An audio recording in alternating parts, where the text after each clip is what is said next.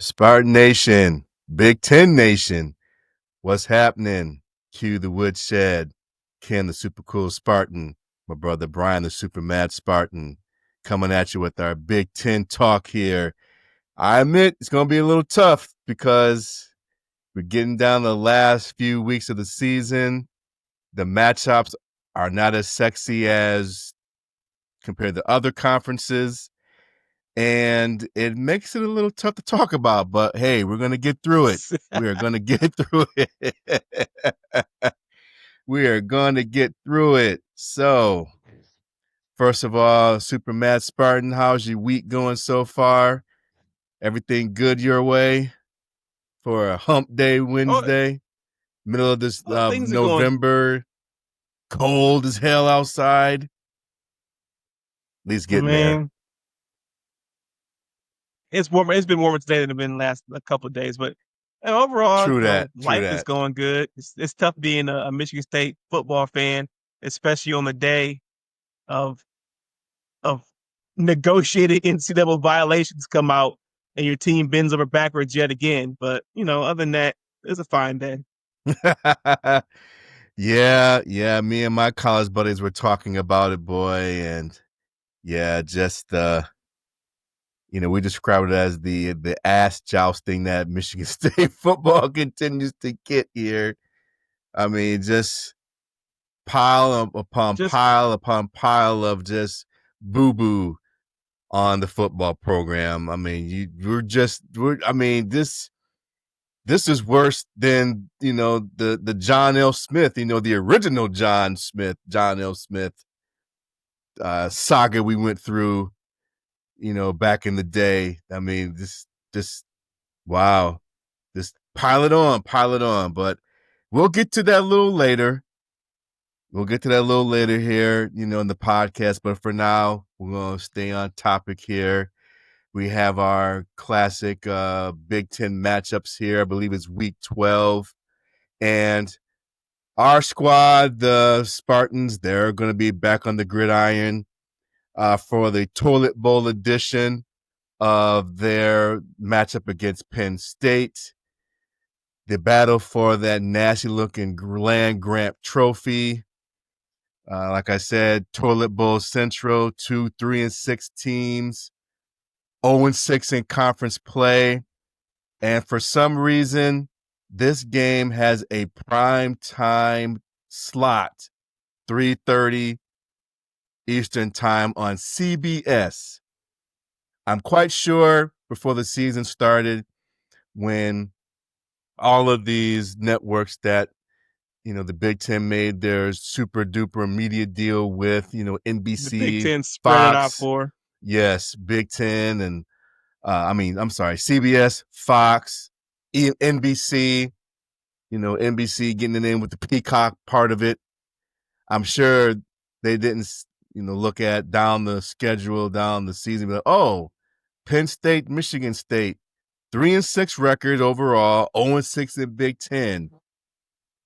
3:30 time slot. Yeah, let's get it.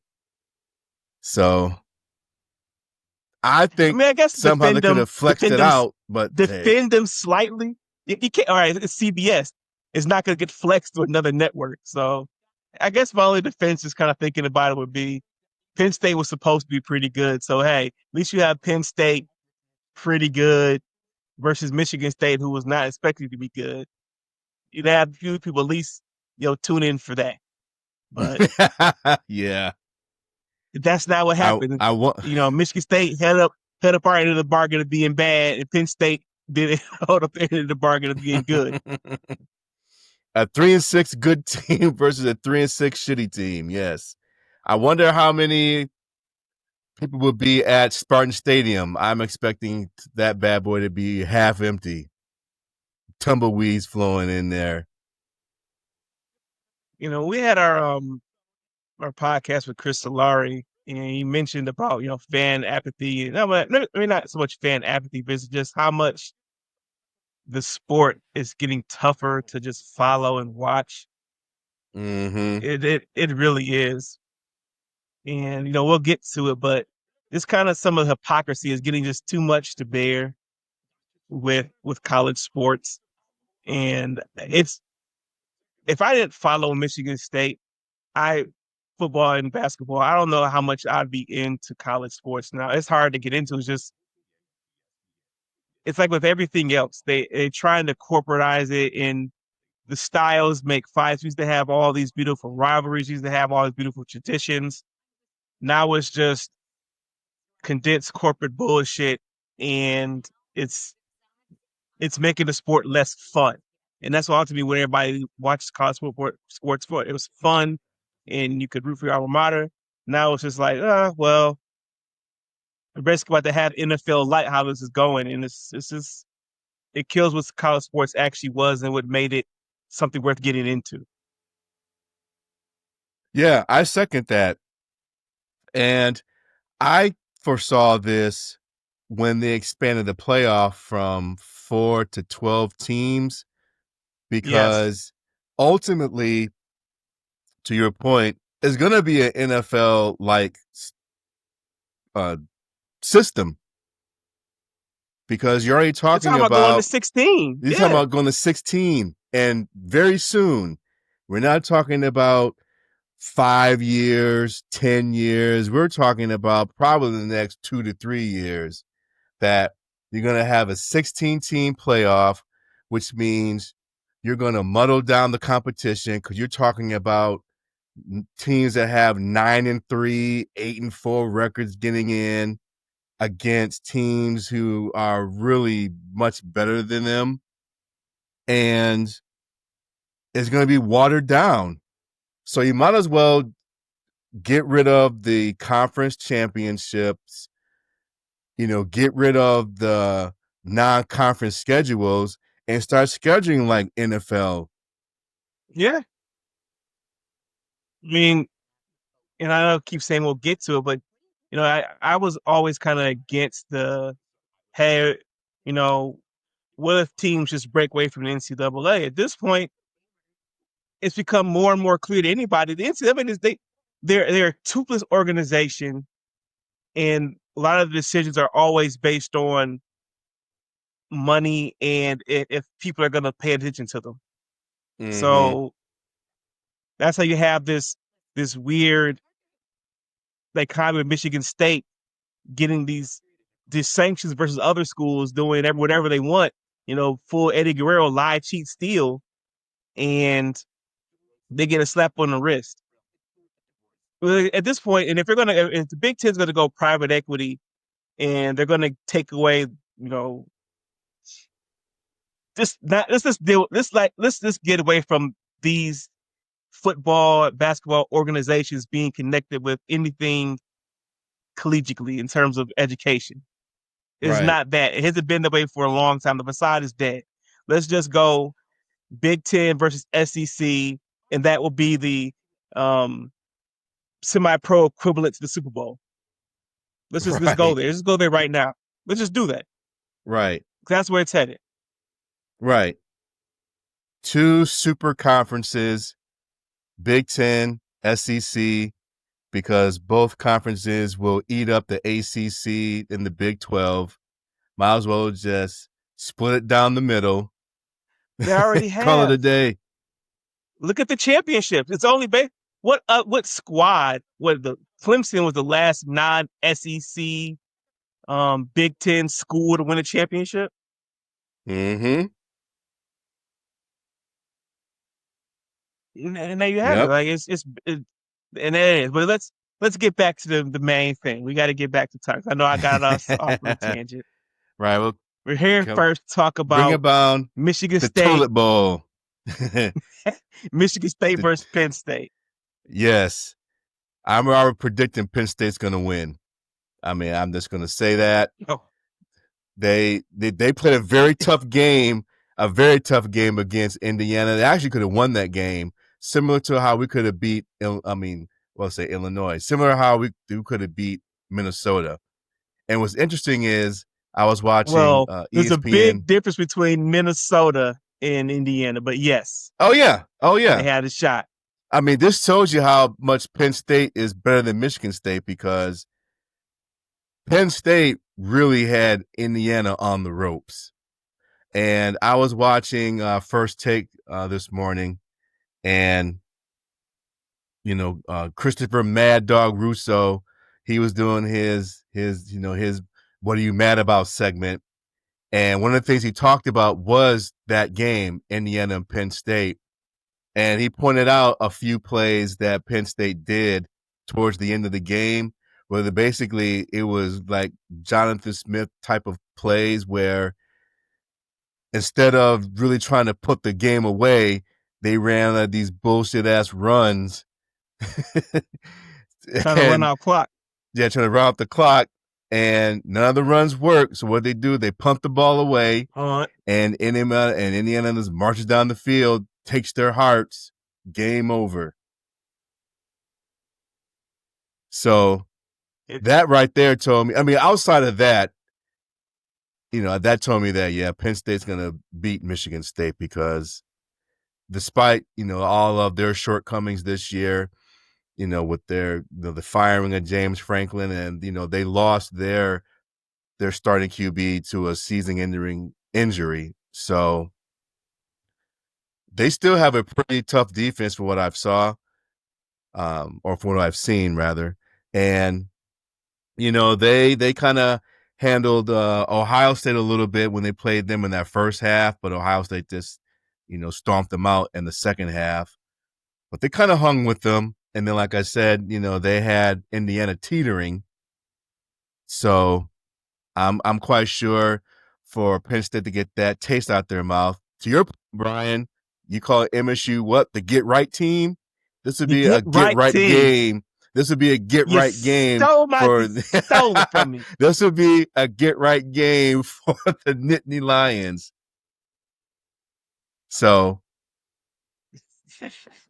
I won't be surprised if by the time the clock shows 0 and Jonathan Smith has that same look on his face, that as he walks to shake hands with the interim head coach at Penn State, and then gets up on that podium after he plugs himself into the Boer Collective for a few minutes, then steps out of his thing, steps up to the mic and says, "Not good enough. Just weren't good enough. We just weren't good enough." That'll be that.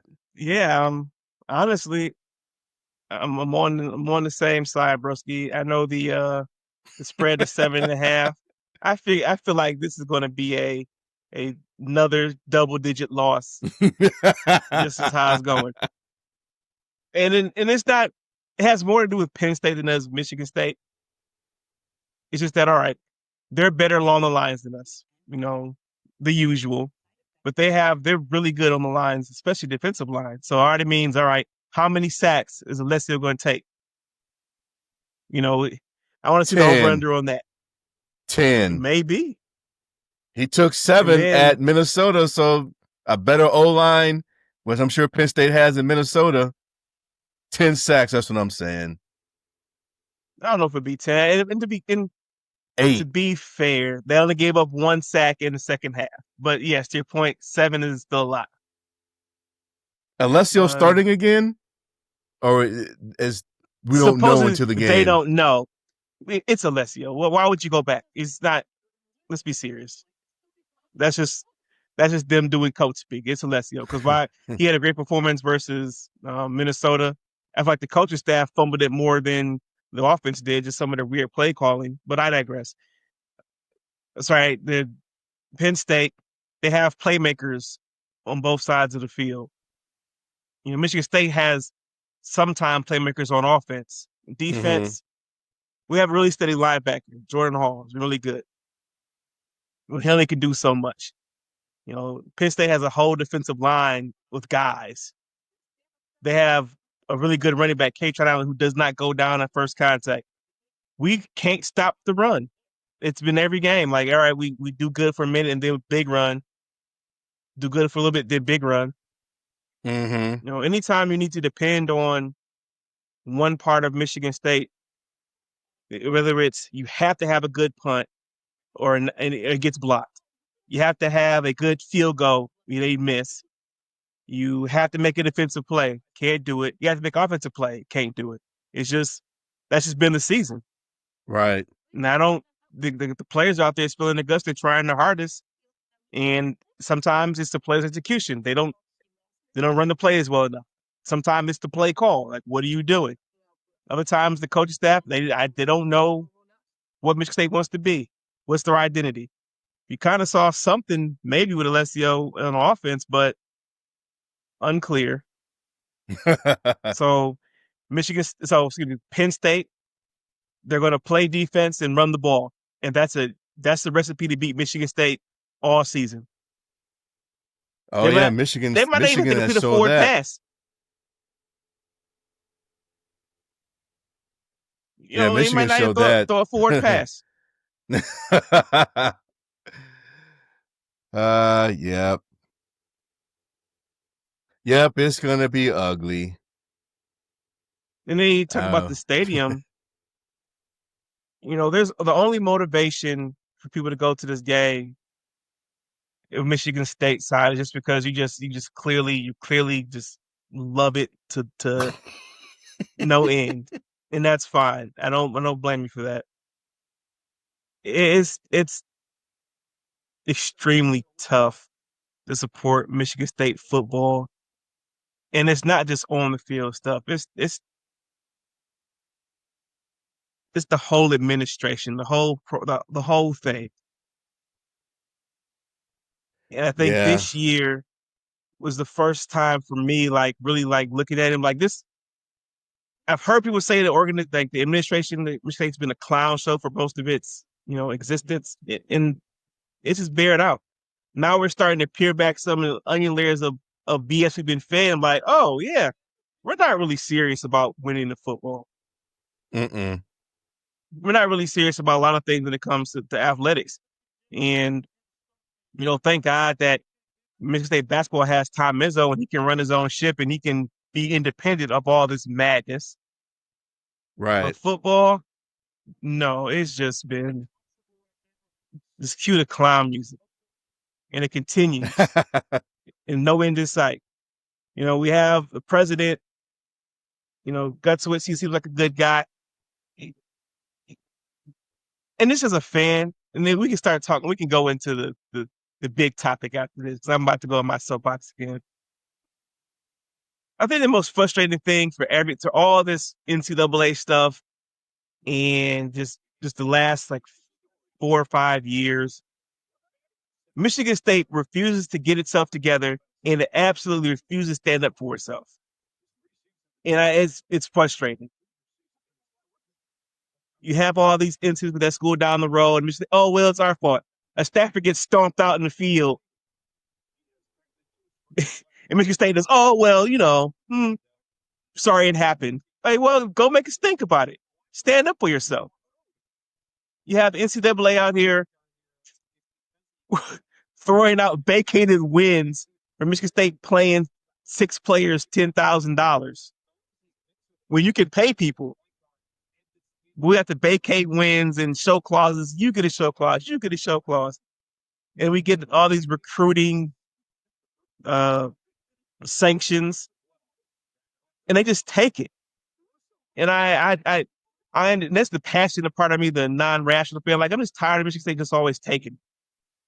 Mm-hmm. And the same thing with CMU. Okay, you had someone infiltrate our sidelines, and it's, oh well, they went through the process. We're all good. No, double fuck them. They should be off our schedule. They want to embarrass the university. Oh, we do a really good job of embarrassing ourselves anyway. So it's just tired of the university not standing up for us. So that's my biggest thing. I know Jay Bat just got here, but damn, man, can you say something? You won't support the coach. At least let us know if he's coming back for next year. You release these sanctions. We haven't had anything from that. We had the president release an AI. Hey guys, it's all good. We don't like the punishment, but we accept it. We fully cooperated. And why are we cooperating with the NCAA in the first place?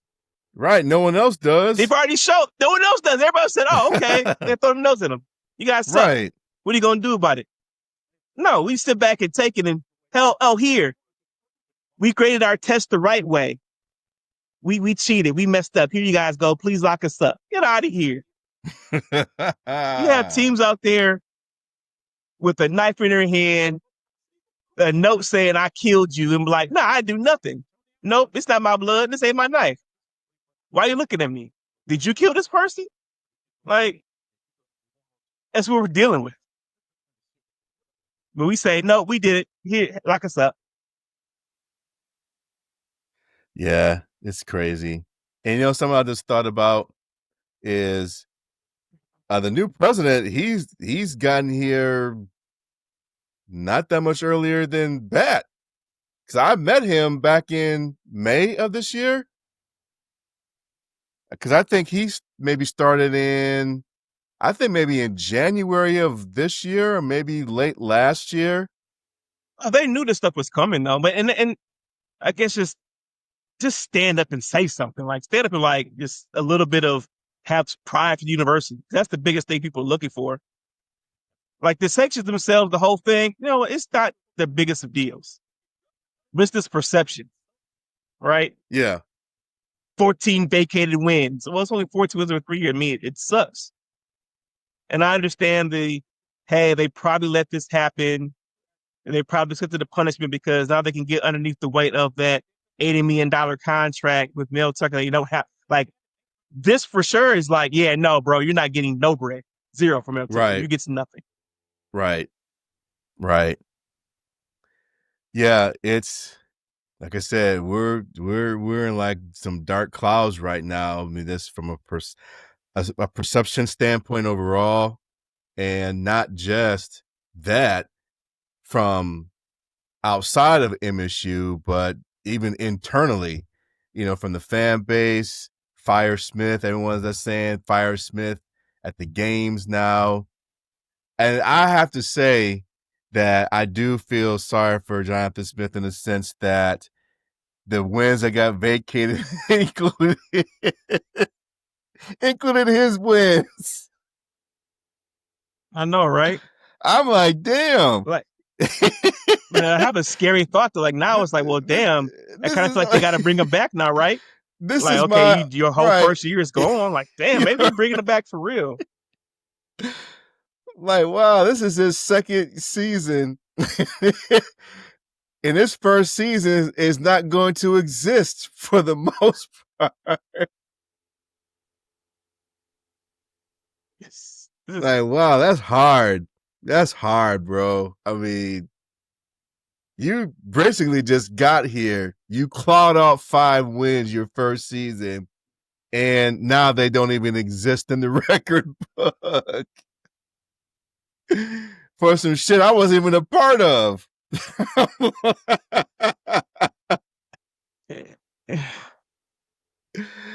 Oh man, I don't think I've ever seen that before. I don't think I have never seen that before. I'm still squarely on Smith has to go, but I'm more and more realizing that he's played his role, but it's definitely not all his fault. Just this Michigan State is just a clown show of an athletic sports program for football.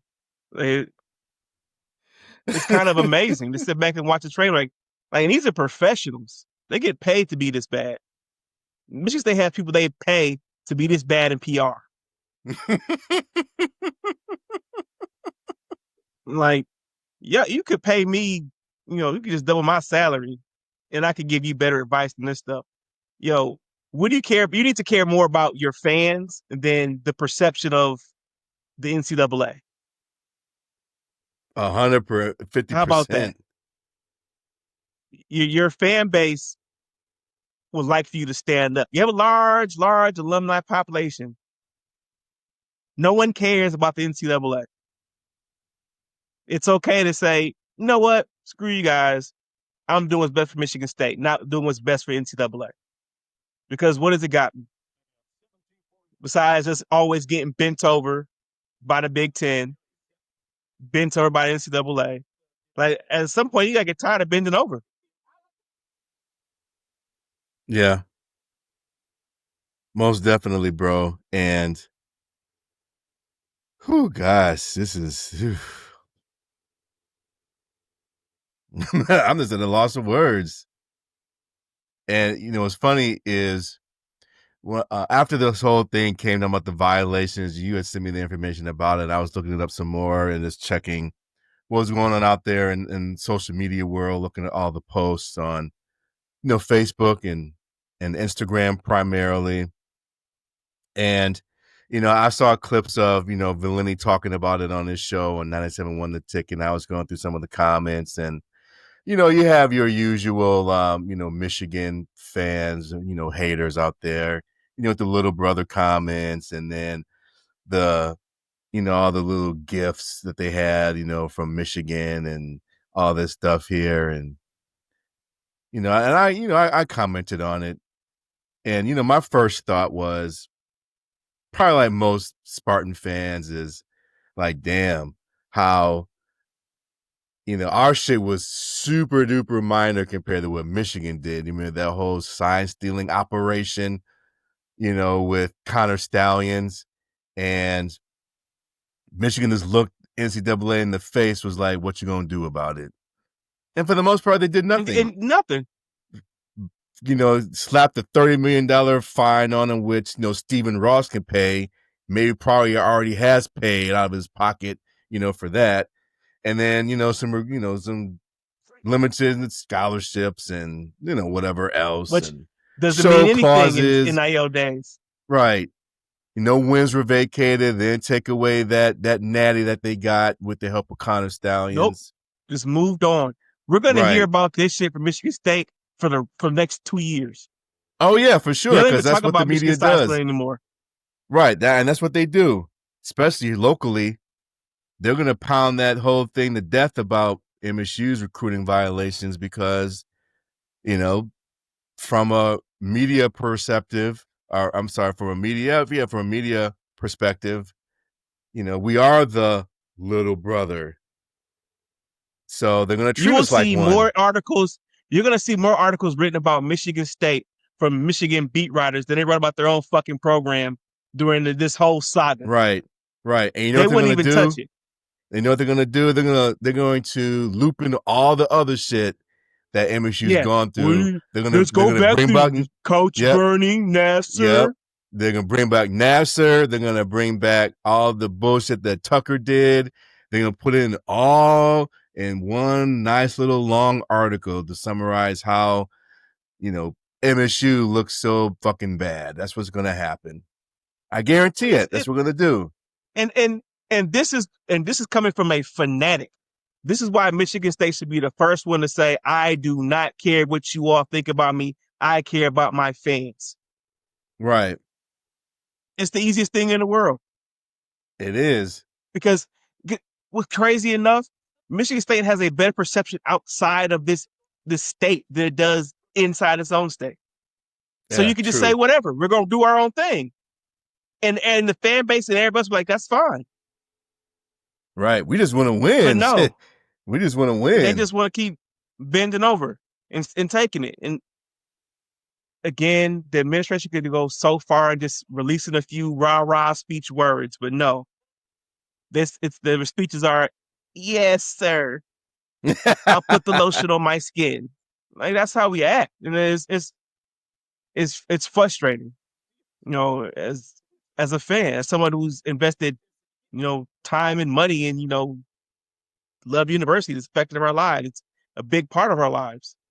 Oh And yeah. it's just at every turn you see it. And again, I know the spin, hey, they're going to get Mel Tucker's contract. Cool.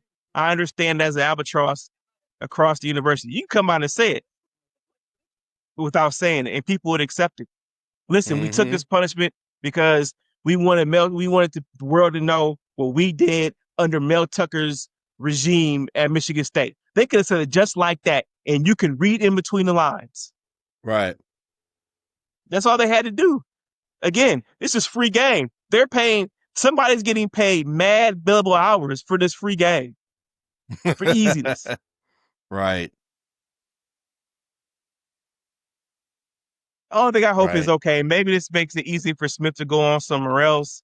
Maybe I don't know. It's just I know. As much as we've been I feel saying like this. fire Smith, if I was him, I'd be like, shit, I quit. I'm getting the hell out of here. You took He away don't my need his 5 money though. wins. Took away my 5 wins my first season. I probably gonna just have 3. So by the time this season's over, Jonathan Smith on paper will only have 3 wins. He only have 3 wins to show. He only It's have just 3 wins to show for his last 2 years.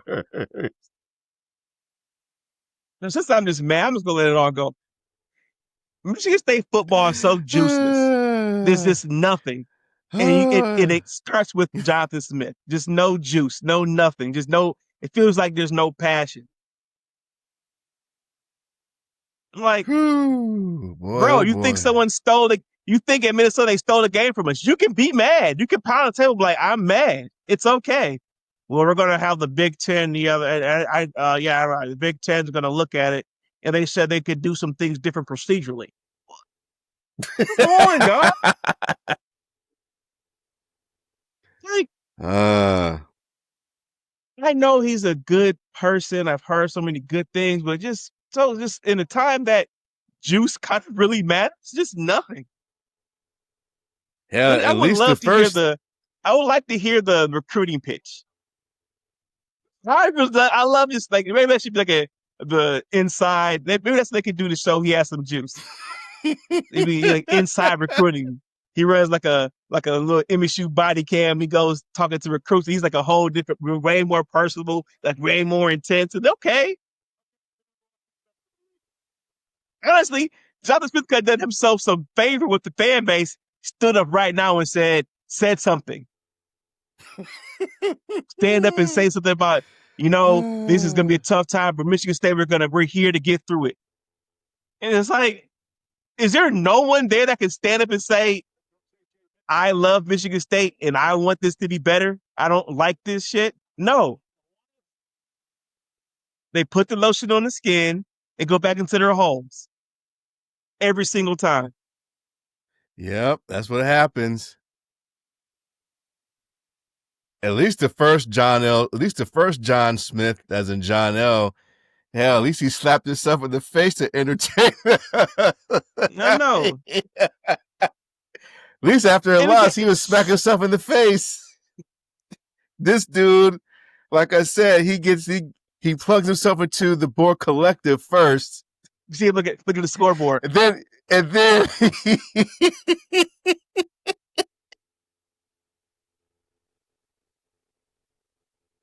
I'm just tired of losing, dog. I know it. I know we're off the rails, man. Just tired of losing, man. Just Jesus.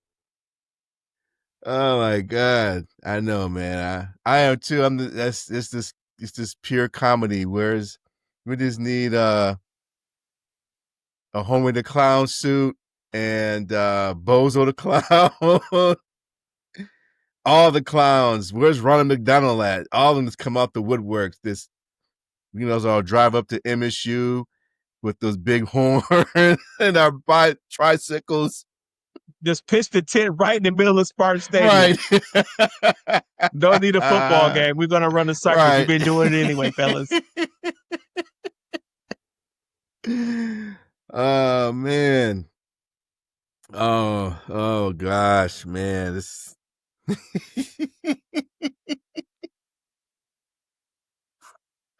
We didn't even talk about Penn State. Like, just Hell, Prince ain't gonna tired of it. win. So Yeah, and that's what it feels like. It feels like we're just marching towards it. Everybody right now to turn the page. That's what it feels like. The fans, we're mad. I'm one of them, pissed off. But it's really just super pissed. We're I want to super go to the next pissed. chapter. I just want to just like, all right, I see this book of MSU sports. Well, are we going to be relevant for the next 10 years? Kind of flip the page, that next chapter then and get on with it? Because how this is set up now, even the next coach, like, okay, what do you Right. have to deal with? But thankfully, this is the Big Ten show. So we can look at some real programs. Yes. I mean, we do have one good matchup out of the slate of Big Ten, uh, games. Well, not good. Maybe it's the best, highest profile matchup. We'll use that language. Highest profile is, you know, we're talking about Iowa versus USC. You know, Iowa is ranked 21, USC is 17. As we talked about previously on the pod, USC does have an outside chance of slipping into the playoffs. Obviously, they have to win out. And looking at their schedule, if they do win out, I think they'd have the most victories or tie for the most ranked wins in the Big Ten this year. Oh Um, yeah, for sure.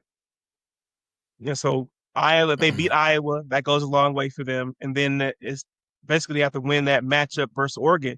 And that would determine, in my mind, that third team getting it from the Big Ten. So pretty much Ohio State, Indiana seem like it's locked. You know, it's going to be one and two teams from the Big Ten. I predict they're going to go to the Big Ten championship. Winner and loser both getting into the playoffs. So who becomes that third team? So let me ask you this USC is question. sitting. Let me ask you this Yeah, question, Broski. So if USC wins out and they get into the CFP, you don't think Oregon could also get in there too? Because they only have 2 losses. So you don't think Big Ten could get 4 teams in? I would have to look deeply into SEC and who they have there because it's not going to shock me that one of the Big Ten or the SEC is going to get 4 teams in.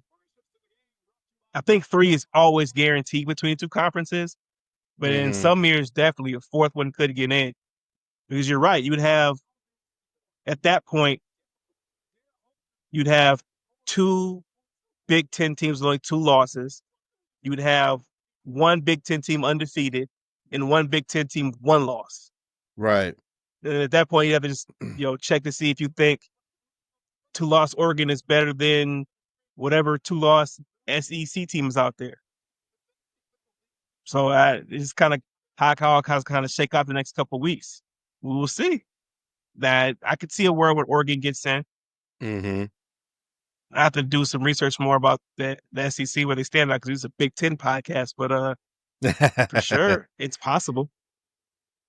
Yeah, maybe have to get some some fans on from the SEC. I know a couple people in that country that maybe can provide some insight for us. Have a little Big Ten SEC talk before the season For the ends. playoffs.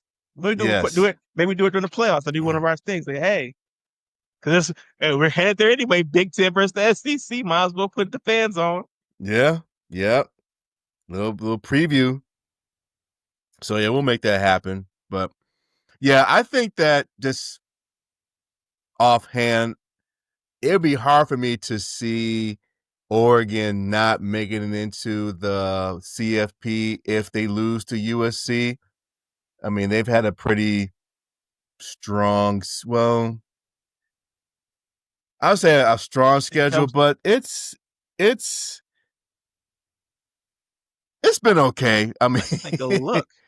yeah, let's take a look. I know that ranked team wise, I know they beat Iowa last week at Iowa. Who have they beaten that's been ranked? Now I think about it.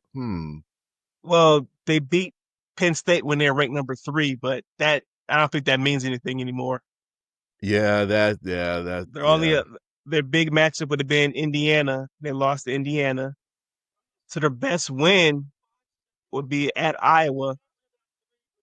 Yeah, as I'm looking at it, I don't know if that's a really impressive, you know, schedule if they don't beat USC Mm-hmm. because we could kind of omit Penn State, and so you would have lost of your other teams who are still currently ranked. You would have lost 2 out of those 3. Mm-hmm. And on the flip side, USC, if they went out, all right, we can probably eliminate their win over Illinois. So they would have beat Well, they Michigan, lost to Illinois. which Remember, USC lost to Illinois. yeah, you're right. Yeah, you're right. Correct. So yeah, so all right, their next ranked win in the world, so they would have beat Michigan, lost to Notre Dame, Iowa, and Oregon. So I think overall that's a more impressive record than Oregon's. Yeah, now that you say that, yeah, USC, if they went out, yeah, their resume would actually put them into the playoff as a third team. I So, think so for yeah, sure. maybe you're right. Maybe But also Oregon would be a New Year's Six Bowl. possibly, but we're forgetting one important thing, Ken. We're talking about logical things. This is not logical. This is the Yeah, NCAA. This is the college football playoff organization. They're going where the money's at. yeah. And if the money says Oregon got to be in these playoffs, Oregon will be there. Whoever the team that try to sneak in, oh, it's some, let's say like SMU or something. Yeah, nah, SMU's not getting. If they had two losses, they're not getting in over Oregon. No, they're So not. let's They're let, not. and they probably have more than two losses. I'm just using it as an example, but yeah, it's not happening. Yeah, based on what you just said, yeah, I can see the Big Ten getting four teams in, like just from that standpoint of, the almighty dollar, because it's the Big Ten, baby.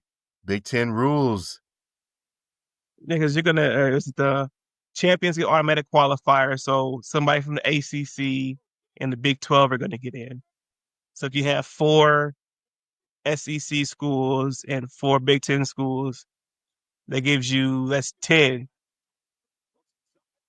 If my math is correct, yeah, four plus two, yeah, it's 10 schools. So you Mm-hmm. need two more people to make it.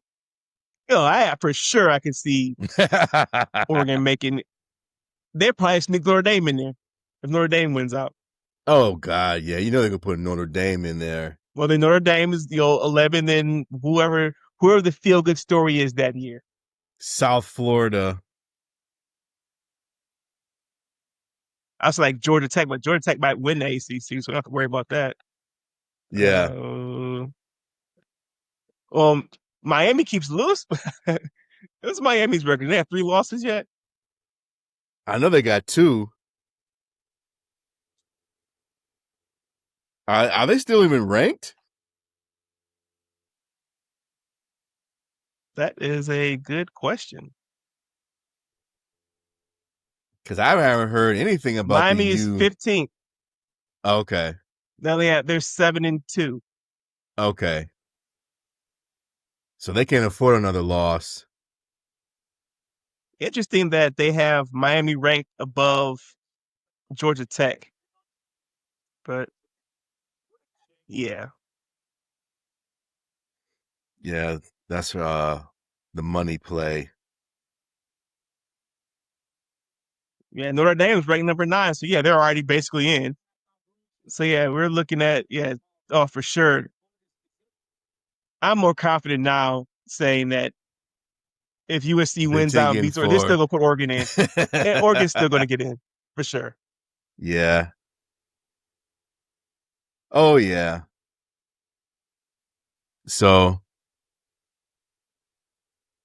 we predict that if USC beats Oregon and they win They gotta out, be Iowa first.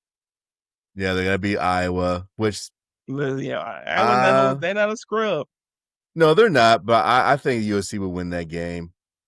And I think USC, their last game of the regular season. No, I'm sorry, that's not their last game. Their last game is against UCLA. I forgot, but Yes, they should beat UCLA. yeah, this should be UCLA. But yeah, that one, Oregon. Yeah, that's going to be the determined factor if they make it or not. So we'll see. We'll see. And you know what we're talking about? Let's see. Well, never mind. They got 3 losses. I was gonna say Who? Iowa has a shot. No, they don't have a shot. They have three No. losses. Yeah, no. Basically, No. Iowa has lost every single ranked team they played this year. Oh They yeah, lost to they'll Iowa be in State. But they were close games, don't get me wrong. They won yeah. 3, 5, 8, a combined 10 points. Mm, They lost by 10 points combined in those 3 ranked games. So yeah, they're not they're what Michigan State would be. At least you're competing. right. At least you have shots to win. Yeah. State's just out there getting Yes. the doors blown off, going Yeah. out there and just putting legs in the air up front.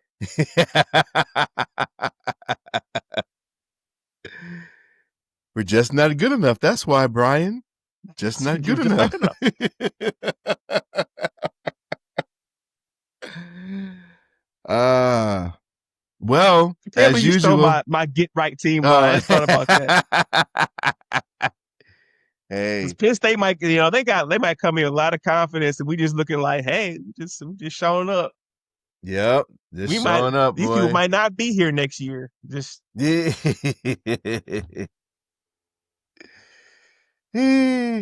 Well, as usual, we have Tom Izzo as our saving grace because MSU is looking pretty good right now. That that gritty win they had against Arkansas, that was definitely a good look. Guess a good early look for the Izzone. yeah, Very impressed. I was skeptical. I know I kind of made it seem like the team was that was the that's gonna sound weird to say that was the best they've played Mm-hmm. this season so far, but they still have more they can do. Shooting seems like it's going to be an issue for this team, Mm-hmm. but you know they found a way to win versus a high ranked opponent, and so for the tough games so far this year, 1-0. Yeah. Yeah, I was a little nervous, but like I said, the Tom Izzo, he knows how to pull out those gritty wins. And that was a gritty win because watching it, I was like, "Ooh, boy, yeah, the shooting is a little little scarce right now for the A little. Spartans." Good thing we play good defense, and their shooting was scarce as well. 'Cause, Yeah. I think Yeah. we hit 1 3-pointer, like 1 for 14. But hey, Yeah, but we got some freshmen who contributed. Cam Ward had a big game, double double. They mhm. came out. Jordan Scott, freshman, 2 freshmen, big moments.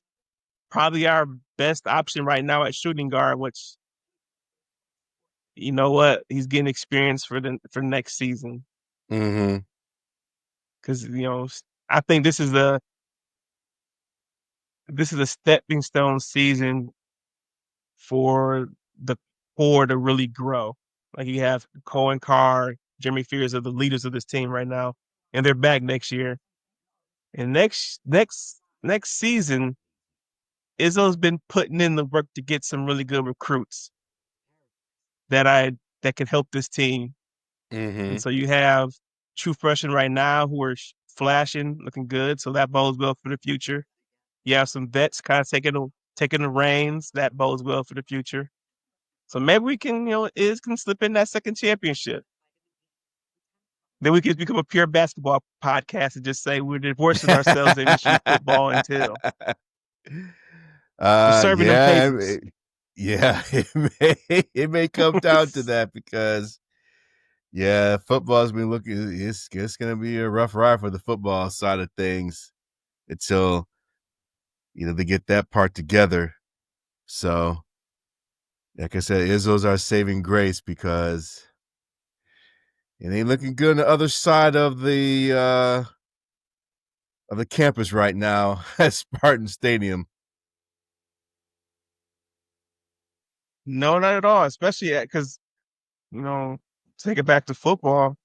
With this loss, officially ends the bowl run. And, all right, that's what 4 years in a row, no bowl games, which we kind of expect now with this season. It's just how far down the barrel we gonna fall right now. That's what it feels like. Just how far we gonna fall down. Mm-hmm. Yeah, this is going back to the pre-D'Antonio era of football. The first John Smith #1. They went through the Bobby Williams saga. He just flat out said, I don't know if I have, control of this team. I remember him doing Have you lost the that team? dance. Sure, I I don't don't know. know. Right. Goodbye. Right. Get on up out of here, But sir. particularly, I don't think Smith has lost the team. Like I said, they play hard. It's just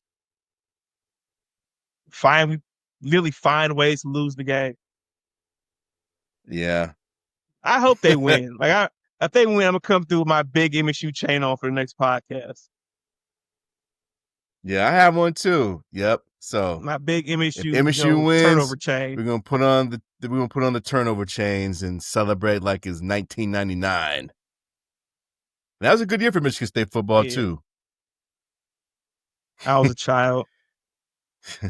That Well, was not that Saban's young. I was last a year, of teenager. course. That was Saban's last year before he bolted to LSU. But as you say, we digress. So, oh yeah, and the Izzone does have an upcoming battle against uh, San Jose. Saint Jose State. Yes, thank you for Bryant. Thank you for that. Then after that, Murderers Row. I think we played North Carolina and then Duke and some other high profile Yes. team. I'm glad. I like that Tom Izzo plays these tough games so we can see up front what our team is and where we can expect them to grow. Right. So we don't have to worry about any surprises. But I think this Mm-hmm. team is they're going to be solid. It's going to be a fun watch. It's going to be fun to watch the freshmen grow and see some of Mm-hmm. the new guys kind of take over the program. Right. I agree with you on that. I agree with you on that. So, well, it's that time of the podcast once again, broski. The good old fun football fact here. Multiple choice as always. Let's see if you can guess this one. It's another kind of old schoolish type of question here. So it may be one you just have to throw the dart in the dartboard, see how you can get it or not. We're on a big losing streak. Not as bad as a football team, but yeah, a little bit. Well, now no Big Ten wins in 3 years.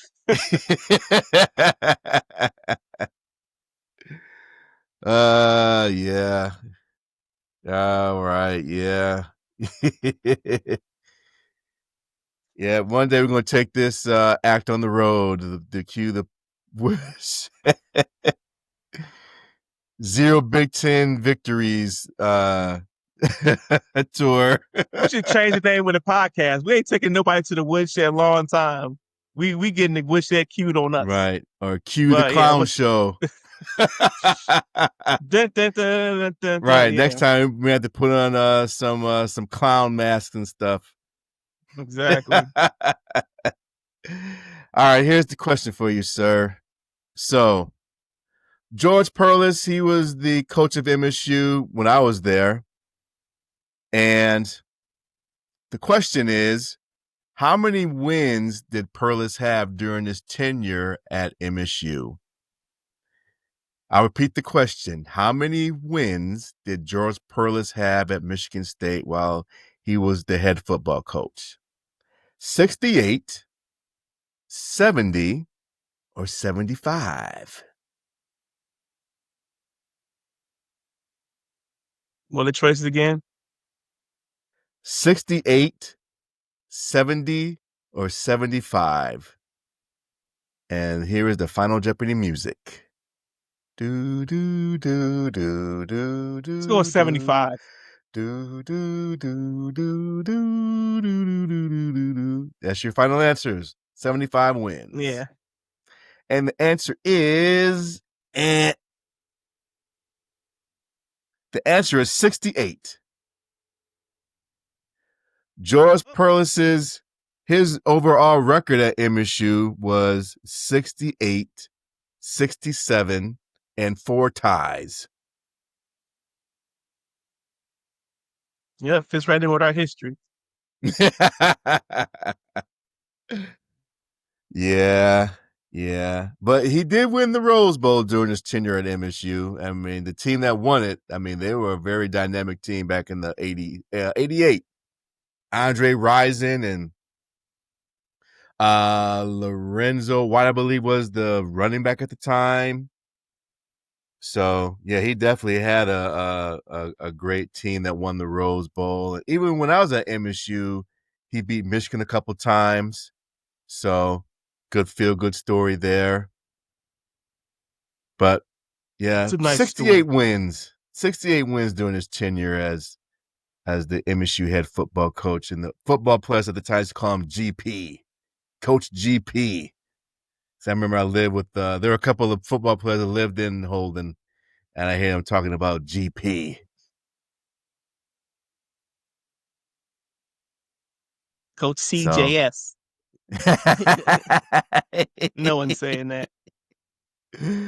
no, no, no, not at all. Well, it's that time again, boys and girls, to wrap up another dynamic podcast here. Cue the Woodshed. Make sure you check us out all our social media. Appreciate all the love you guys give us. Clicking on our podcast, getting those views up for us. Hit that subscribe button. We love to hear from you guys. You know, we do comment on all the comments that we get.